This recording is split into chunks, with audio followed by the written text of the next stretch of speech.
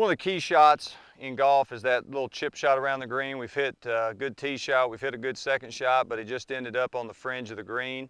And a chip shot is a low running shot, and then a pitch shot, which we'll look at later, is a higher shot that has to go over more, so it's a higher, more lofted shot.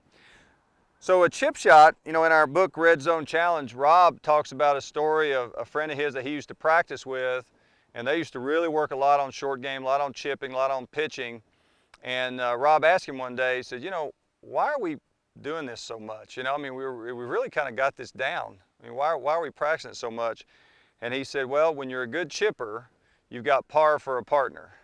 And I always thought was such a great way of saying it, because when you can chip, boy, more than likely you're going to chip it up there close and make your par and move on to the next hole.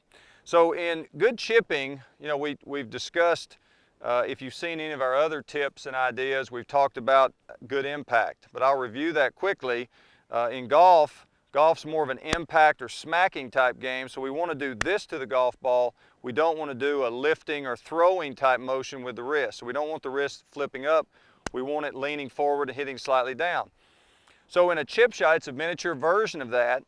The club's leaning slightly forward, our weight's on our front foot, and the club goes up, down, and back up. So it brushes the ground, and if you look at it, or were to look at it in slow motion, the handle's leaning slightly forward.